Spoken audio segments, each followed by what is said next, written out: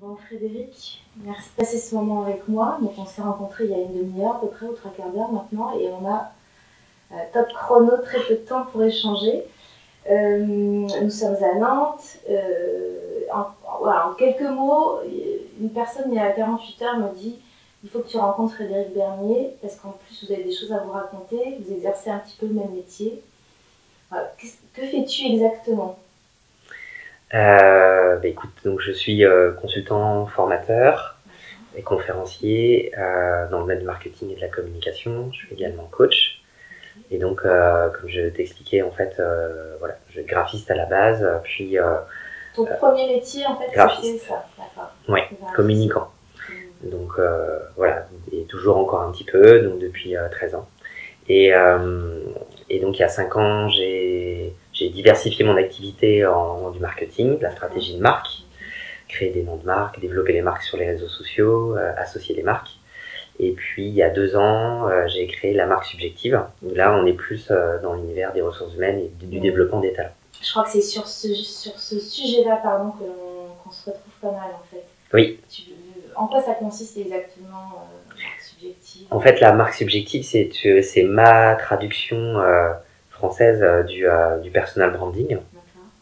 Pour moi, la subjectivité, c'est ce qui nous rend unique.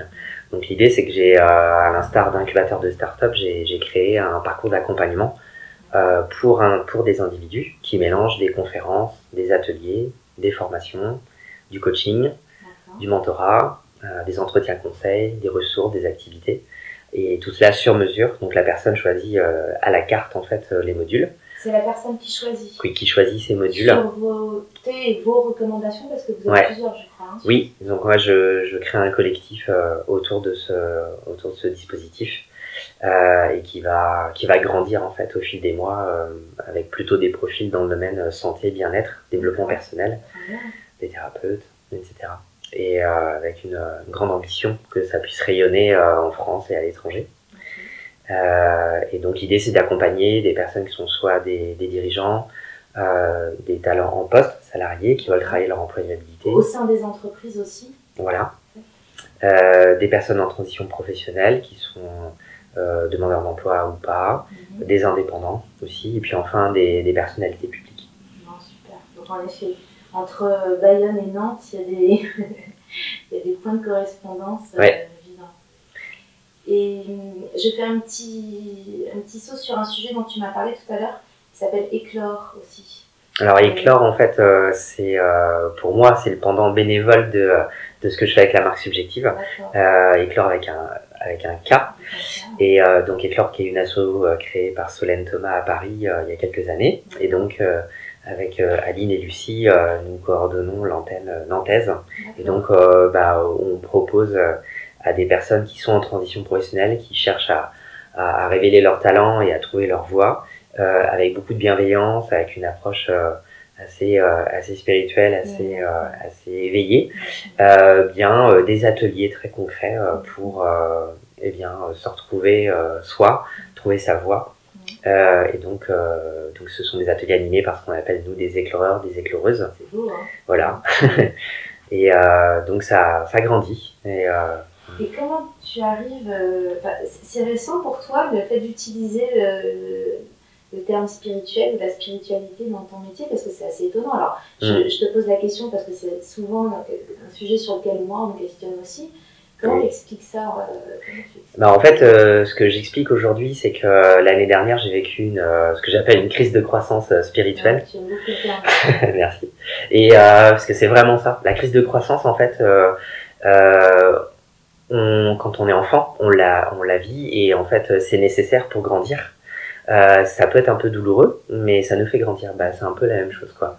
Il fallait qu'on m'envoie quand même des signes assez pragmatiques pour que je croie à des choses assez étonnantes, et on m'en a envoyé suffisamment, et donc je ne pouvais que dire ah oui, d'accord. Donc du coup j'ai ouvert des portes par rapport à mes croyances, et j'ai fait des connexions avec ce qui était important pour moi sur le sujet de la citoyenneté, sur le sujet du développement des talents en entreprise.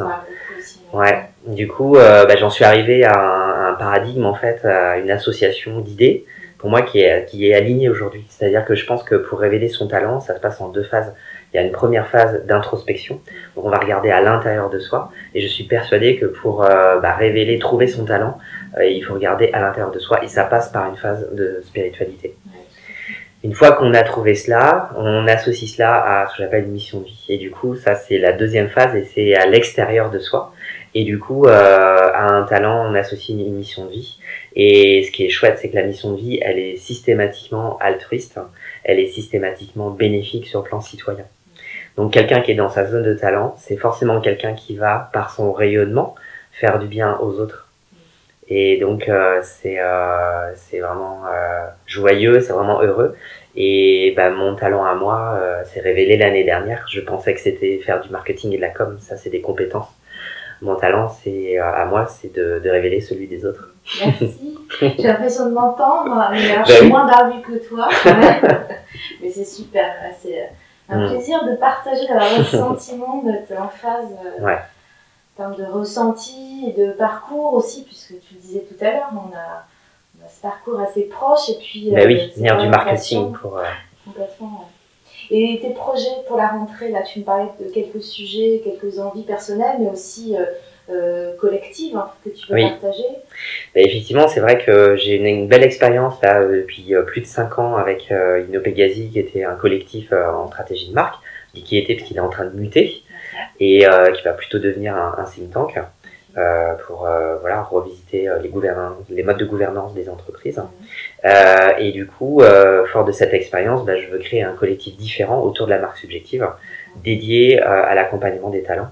Donc, il va être plutôt composé effectivement de professionnels du bien-être, de la santé, du développement personnel, des thérapeutes, etc. Et on me prédit étonnamment, parce que j'ai jamais autant rencontré de médiums, de chamans, d'astrologues, je ne sais quoi, que depuis 1 an, depuis cette crise, en fait, je ne demande pas, ça vient à moi, on me dit des choses, on tape à ma porte, on me dit tu vas faire ça, etc.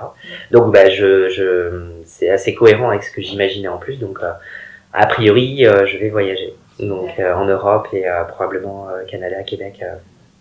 Bon. Et ce collectif dont tu parles, c'est pour la rentrée, c'est pour partager un lien, des informations sur... Alors effectivement, je vais dans les mois qui viennent, en fait, je vais composer ce collectif, donc je vais mettre à jour le site marquesubjectives.fr, qui pour l'instant est composé de l'ancien collectif d'Inopegasi, et du coup il y a une scission pour clarifier tout cela qui est en train de s'opérer. Donc je pense que d'ici Noël, les choses seront clarifiées et engagées. Plus loin que ce que je fais déjà, puisque déjà les ateliers collectifs à Nantes fonctionnent bien, le coaching fonctionne bien. Je suis pas plus heureux qu'en séance de coaching avec les personnes que j'accompagne. Il se passe des choses incroyables. Écoute, merci Frédéric. Merci. Je n'imagine pas à quel point je suis ravie d'avoir passé ce court moment, mais intense. Et jusqu'à ce matin, je me disais, il faut que je revienne à Nantes très bientôt, et tu me donnes une nouvelle raison de revenir par ici prochainement. Avec plaisir. Merci à toi. Merci.